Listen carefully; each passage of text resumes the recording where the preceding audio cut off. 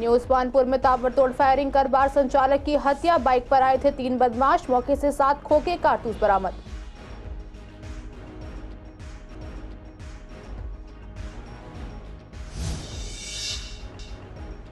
दिल्ली में ईडी का action non stop. आप के एक और नेता पर हुई छापेमारी, 13 घंटे से लगातार जांच जारी।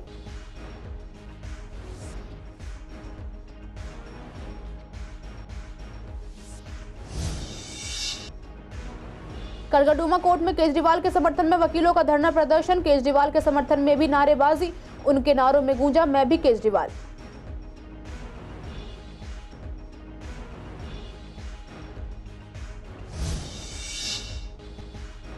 इंडिया गठबंधन केंद्र सरकार के खिलाफ निकालेंगे रैली। राहुल गांधी और मल्लिकार्जुन खड़गे भी रह सकते हैं मौजूद। जंतर मंतर से पूरे भारत को संदेश दिया जाएगा।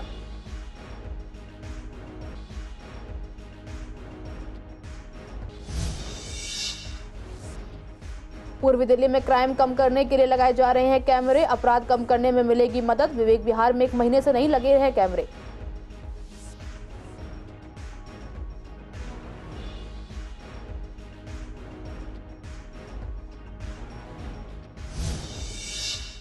नमस्कार, आप देख रहे हैं सीसीएन लाइव। मैं हूं आपके साथ काजल चौधरी। स्वागत है आपका हमारे खास कार्यक्रम पूर्वी दिल्ली खास में। कुछ खास खबरों के साथ करते हैं बुलेटिन की शुरुआत। न्यू उस्मानपुर इलाके में बार संचालक की गोली मारकर हत्या कर दी गई। एक मोटरसाइकिल पर आए 3 बदमाशों ने वारदात को अंजाम दिया। मृतक संजय के सिर, पेट, कंधे और कोहनी में गोली लगी है। बदमाशों ने 7 गोलियां दागी थी। आरोपितों की पहचान नहीं हो पाई है। पुलिस ने मृतक के भाई की शिकायत पर हत्या के आरोप में प्राथमिकी पंजीकृत कर आरोपितों की तलाश शुरू कर दी है। शुरुआती जांच में सामने आया है कि मृतक खुद एक व्यक्ति की हत्या करने के मामले में आरोपित था। माना जा रहा है कि रंजिश के चलते इस वारदात को अंजाम दिया गया है। संजय का परिवार न्यू उस्मानपुर पहला पुश्ता गली नंबर 2 ए ब्लॉक में रहता है। मृतक के भाई विक्की के मुताबिक संजय का उस्मानपुर चौथे पुश्ते पर बार है। वह मंगलवार रात 11:40 पर बार बंद करके मोटरसाइकिल पर घर के लिए निकला था। रात 12:05 पर भाई के दोस्त ने फोन पर जानकारी दी कि उस्मानपुर दूसरे पुश्ते की सर्विस रोड पर हनुमान मंदिर वाली गली के पास किसी ने संजय को गोली मार दी है। पुलिस के मुताबिक वारदात को संजय के सिर, दाएं कंधे, दाएं कोहनी और पेट में गोली लगी थी। मौके से 7 खोखे कारतूस बरामद हुआ है। पुलिस ने शुरुआती छानबीन में पाया कि वर्ष 2010 में पड़ोसी रविंद्र की हत्या के मामले में संजय समेत 4 लोग आरोपित थे। मृतक संजय के परिवार में पत्नी अर्चना, बेटी, बेटा, 2 भाई और अन्य सदस्य हैं। रात में 12 बजे के आसपास का इंसिडेंट है। मोटरसाइकिल पे थे ये जो हमारे डिसीज हैं और यहीं के लोकल रहने वाले हैं। 3 भाई हैं ये लोग। पहले से डेयरी का काम करते थे। इन्होंने कुछ दिन पहले अपना एक गोवा बार के नाम से रेस्टोरेंट यहाँ बगल में ही खुला हुआ है। तो बता रहे वो रेस्टोरेंट वगैरह बंद करके he was coming back and it seems कि यहाँ पे रुक के कुछ लोगों से उन्होंने बात किया एंड देन समथिंग हैपेंड और he was shot and he sustain injuries. तो इनको जग प्रवेश चंद्र हॉस्पिटल लेके गए थे, वहाँ पे ही वॉज ब्रॉट डेड। तो अभी इन्वेस्टिगेट कर रहे हैं। इनका बैकग्राउंड थोड़ा हमने पता करने की कोशिश किया है। तो बाकी भाइयों से थोड़ा अलग रहते हैं ये और 2010 का एक मर्डर का केस भी इनके ऊपर था। दिल्ली में एक बार भी प्रवर्तन निदेशालय ईडी की छापेमारी चल रही है। ईडी ने आम आदमी पार्टी के पूर्व विधानसभा प्रत्याशी दीपक सिंगला के घर पर रेड डाली है। सिंगला विश्वास नगर से आम आदमी पार्टी के टिकट पर चुनाव लड़ चुके हैं। मुख्यमंत्री अरविंद केजरीवाल की गिरफ्तारी के बाद सिंगला दूसरे आप नेता हैं जिनके घर पर छापेमारी हुई है। मटियाला से आम आदमी पार्टी के विधायक गुलाब सिंह यादव के घर पर भी 23 मार्च को छापेमारी की गई थी। दिल्ली में सिंगला स्वीट के नाम से मशहूर मिठाई की दुकानें हैं। वह एमसीडी के आम आदमी पार्टी के सह प्रभारी होने के साथ महाराष्ट्र और गोवा में पार्टी के प्रभारी भी हैं। अभी यह स्पष्ट नहीं है कि सिंगला पर ईडी ने छापेमारी किस मामले में की है। गोवा से कनेक्शन होने की वजह से माना जा रहा है कि छापेमारी कथित शराब घोटाले से जुड़े मामले की वजह से हो सकती है। गौरतलब है कि केंद्रीय जांच एजेंसी का दावा है कि आम आदमी पार्टी ने शराब घोटाले से मिली रिश्वत का इस्तेमाल गोवा विधानसभा चुनाव में प्रचार के लिए किया था। दिल्ली के मुख्यमंत्री अरविंद केजरीवाल की रिमांड मांगते हुए ईडी ने पीएमएलए कोर्ट में दावा किया था कि 45 करोड़ रुपए हवाला के जरिए गोवा भेजे गए थे। दिल्ली के मुख्यमंत्री अरविंद केजरीवाल को कथित शराब घोटाले में 21 मार्च को गिरफ्तार किया गया था। उन्हें कोर्ट ने 28 मार्च तक ईडी की हिरासत में भेजा है। केजरीवाल से ईडी पूछताछ कर रही है। इस मामले में केजरीवाल के अलावा पूर्व उप मुख्यमंत्री मनीष सिसोदिया, राज्यसभा सांसद संजय सिंह और संचार प्रभारी विजय नायर को गिरफ्तार किया जा चुका है। आम आदमी पार्टी के नेता दीपक सिंगला के घर पर ईडी की छापेमारी अभी भी बरकरार है और इस वक्त हम दीपक सिंगला के घर के बाहर खड़े हैं। आप देख सकते हैं कि ये 4th फ्लोर पर दीपक सिंगला जी का घर है, जहाँ पर छापेमारी चल रही है। और ये छापेमारी किस लिए चल रही है ये अभी साफ नहीं हो पाया। आपको बता दें कि दीपक सिंगला गोवा के आप प्रभारी हैं और एमसीडी के सह प्रभारी हैं। फिलहाल ये साफ नहीं हो पाया कि किस मामले में छापामारी हो रही है। दिल्ली के आवास पर उनकी छापामारी है। फिलहाल अभी भी ईडी की जो टीम है वो भी उनके घर अभी मौजूद है और जो है जाँच चल रही है। वीडियो जर्नलिस्ट महेंद्र बोरा के साथ मोहित शर्मा, सीसीएन लाइव, दिल्ली। पूर्वी दिल्ली कटकड़डुमा कोर्ट में केजरीवाल के समर्थन में वकीलों ने धरना प्रदर्शन किया। आपको बता दें कि आज कटकड़डुमा कोर्ट के वकीलों ने केजरीवाल के समर्थन में नारेबाजी की। उनके नारों में भी गूंजा मैं भी केजरीवाल। जब हमने वकीलों से बात की तो उनका कहना था कि बीजेपी सरकार अपने फायदे के लिए ईडी और सीबीआई का फायदा उठा रही है। जब मर्जी चाहे किसी भी नेता को ईडी और सीबीआई का डर दिखाकर अंदर कर देते हैं। आज वकील सड़कों पे उतर चुका है क्योंकि मोदी की लगातार जो तानाशाही चल रही है उसके खिलाफ आज वकील सड़कों पे उतरा है। क्योंकि आपको पता होगा किस प्रकार से माननीय मुख्यमंत्री अरविंद केजरीवाल की अवैध रूप से गिरफ्तारी की गई और इसके साथ साथ वो चाहते हैं पूरे भारत के अंदर एक काला कानून लागू करना चाहते हैं। वो वकील समाज नहीं होने देगा। आज दिल्ली की सभी कोर्ट्स के अंदर अरविंद केजरीवाल जी की गिरफ्तारी को लेकर के आज प्रदर्शन किए गए हैं। आज कटकड़डुमा कोर्ट के अंदर भी प्रदर्शन किया गया है जोरों शोरों से, क्योंकि अरविंद केजरीवाल जी की जो इलीगल गिरफ्तारी की गई है उसके अगेंस्ट में सारे वकील इकट्ठा होकर आज कटकड़डुमा कोर्ट में उन्होंने प्रदर्शन किया। ये अरविंद केजरीवाल जी आचार संहिता लगने के बाद जो उनकी गिरफ्तारी हुई है ये इलीगल है, ये संविधान के खिलाफ है। पिछले 6 महीनों से अरविंद केजरीवाल जी के ऊपर प्रेशर डाला जा रहा था, उनको तंग किया जा रहा था और सेंट्रल गवर्नमेंट हर लोगों के जितने भी अपोजिशन के लोग हैं सभी के घरों के अंदर ईडी के छापे मरवा रही है, उनको तंग किया जा रहा है। इसका कारण क्या है? इंडिया गठबंधन केंद्र सरकार के खिलाफ 31 मार्च को रामलीला मैदान में रैली का आयोजन करेगा। इस दौरान इंडिया गठबंधन के नेता देश को बचाने, तानाशाही खत्म करने के लिए अपनी आवाज को बुलंद करेंगे। इसे लेकर हमने पूर्वी दिल्ली के कांग्रेस और आम आदमी पार्टी नेताओं से बात की तो यहाँ कांग्रेस नेता का कहना था कि यह संविधान बढ़ाने की लड़ाई है। इस रैली की तैयारियां जोरों से चल रही हैं। इसमें कांग्रेस के पूर्व अध्यक्ष राहुल गांधी और मौजूदा अध्यक्ष मल्लिकार्जुन खड़गे के मौजूद रहने की संभावना है। जंतर मंतर से पूरे भारत को संदेश दिया जाएगा कि भारतीय जनता पार्टी ईडी का दुरुपयोग कर रही है। वहीं आम आदमी पार्टी के नेताओं का कहना था कि हम अरविंद केजरीवाल की गिरफ्तारी के बाद से ही लगातार इस बात का विरोध कर रहे हैं और जनता के बीच भी इस बात को लेकर जाएंगे, जिसकी तैयारी मुकम्मल की जा रही है।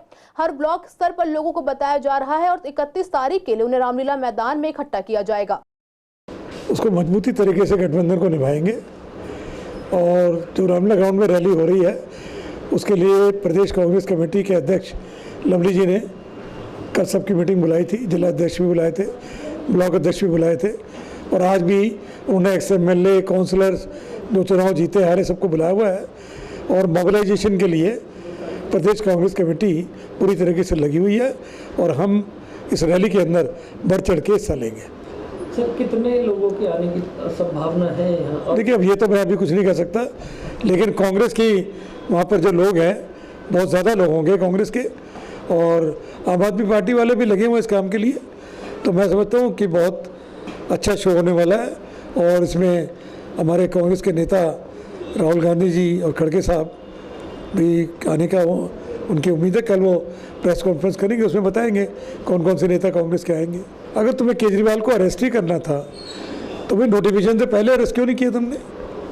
इसका मतलब है कि बीजेपी दिल्ली में डरी हुई है, उनको ये जच गया है कि तुम्हारी 7 सीटें नहीं आने वाली और ये गठबंधन 7 सीटें जीत रहा है, इसलिए इन्होंने केजरीवाल को ज़बरदस्ती नोटिफिकेशन के बाद उठा लिया है। हम कहते हैं अगर वो दोषी है और जो भी दोषी है उसको सजा मिलनी चाहिए। सर देखिएगा, पार्टी के हमारे यहाँ से डिप्टी CM को अरेस्ट किया इन्होंने, संजय सिंह को अरेस्ट किया, केजरीवाल जी को अरेस्ट किया है बिना सबूत के। एक पैसा भी कहीं नहीं मिला, किसी के पास पैसा मिला हो तो ये बताएं कि ये ऑफेंस है। तो 31 तारीख को पूरे हिंदुस्तान से इंडिया गठबंधन के लोग आ रहे हैं और पूरा दिल्ली में प्रदर्शन करेंगे। वो लोग बताएंगे लोगों को कि ये गलत हुआ है, ऐसा नहीं होना चाहिए। एक चुना हुआ चीफ मिनिस्टर दिल्ली का जिसको उन्होंने कैद कर रखा है, ये बहुत गलत किया है इन्होंने। पब्लिक से सारी नाराज़ है। हमारा आम आदमी पार्टी का एक एक कार्यकर्ता ने ये वचन लिया है कि जो हमारी पार्टी के साथ, हमारे सीएम के साथ, हमारे नेताओं के साथ गलत हो रहा है वो बात ज़मीन तक पहुंचाई जाए, लोगों तक पहुंचाई जाए कि ये बीजेपी सरकार क्या कर रही है, मोदी सरकार क्या कर रही है, वो बात हमें ज़मीन तक पहुंचानी है। और 31 मार्च को ज़्यादा से ज़्यादा लोगों को हमें रामलीला मैदान में लेके जाना है ताकि मोदी सरकार को ये पता चले कि कितना बड़ा जनसमूह आम आदमी पार्टी के साथ और अरविंद केजरीवाल के साथ खड़ा हुआ है। दिल्ली पुलिस द्वारा पूर्वी दिल्ली में अलग अलग जगह अवैध क्रियाओं को रोकने के लिए कैमरे लगाए जा रहे हैं। इसी पर जब पूर्वी दिल्ली की जनता से बात की तो उन्होंने बताया कि यह एक अच्छा कदम है, इससे अपराध कम होंगे और जो अपराध होते हैं उनमें आरोपी को पकड़ने में मदद मिलेगी। इसी पर जब हमने विवेक विहार रेड लाइट पर जनता से बात की तो उनका कहना था कि यहाँ पर पुलिस ने बस पोल लगवा दिए हैं, पिछले 1 महीने से यहाँ कैमरे नहीं लगे हैं, यहाँ यात्रियों का आना जाना लगा रहता है और स्नैचिंग की घटनाएं होती रहती हैं।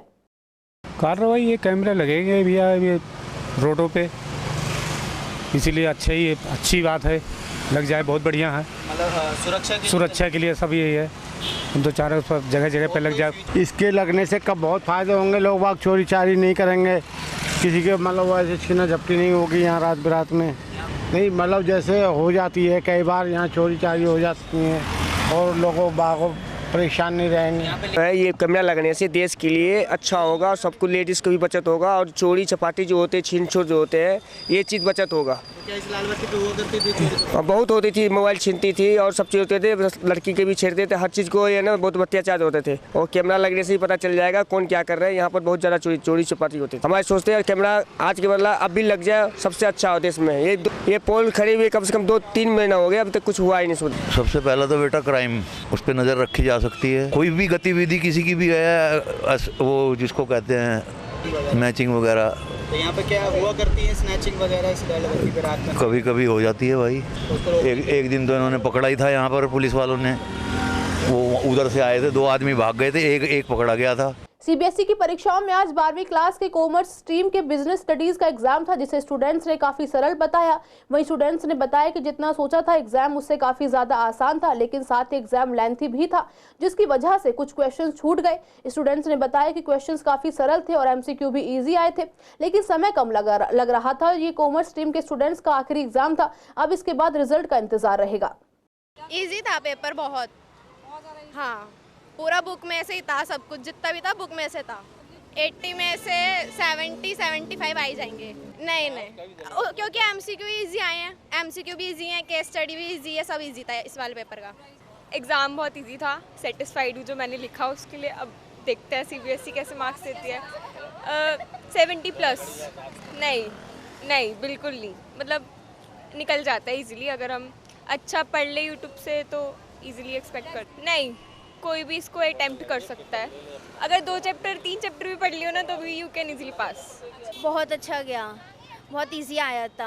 अब तो बस सबसे बेस्ट एग्ज़ाम गया अभी तक का, बहुत इजी एग्ज़ाम आया था, बाकी सारे अच्छे रहे एग्ज़ाम और इजी था आज का एग्ज़ाम, बल्कि बाकियों के कंपैरिजन में। नहीं अच्छा था, उनके हिसाब से भी इजी था। हाँ वो जब जो पढ़ा वो उसी के लिए अच्छे है, बस आज इजी था और अच्छा था। नॉट गुड बट थोड़ा सा छूट गया और हो भी गया, थोड़ा सा लेंदी था, थोड़ा छूट गया हो गया, पर अच्छा था, हो गया। करके लिख के आई हूँ ना, बट उसमें लिख के ही बोला कि मतलब कर दो, करा है। कुछ भी नहीं, चैप्टर से रिलेटेड लिखेंगे, सिंपल सी बात है। हो इजी था पेपर, वैसे ऐसे तो नहीं बोल सकती, बट हाँ पास हो जाऊंगे 6 नंबर से, इतना 60 अब तो आ ही जाएंगे, ऑब्वियस सी बात है, इतना इजी तो है। विश्वासनगर स्थित स्वर्ण सिनेमा पर बने नाले की सफाई करने के समय जो भी बाउंड्री वॉल टूटी थी उनकी अभी तक मरम्मत नहीं की गई है, जिसकी वजह से यहाँ आसपास गंदगी तो रहती है, साथ ही हादसे होने का भी खतरा बना रहता है। स्थानीय लोगों का कहना है कि इन दीवारों को नाले की सफाई करने के कारण तोड़ा गया था, जिसके बाद इनकी मरम्मत नहीं हुई है। अब लोग यहाँ मलबा भी लाकर डाल दे रहे हैं। साथ ही इन दीवारों के टूटने की वजह से कभी भी कोई तेज रफ्तार से आती गाड़ी इस नाले में गिर सकती है। इस कारण प्रशासन को जल्द से जल्द इस दीवारों को बनवाना चाहिए। यहाँ पे गंदगी फैली हुई है और ये बांध दिया गया है, तो इससे खतरा होने की ज़्यादा चांस है। कोई बाइक वाला घुस जाए, या अगर दीवार होती तो बेस्ट होता यहाँ पे। जी नहीं, दीवार की मरम्मत कहीं भी नहीं हो रखी है यहाँ पे। जो टूट गई वो टूट गई है।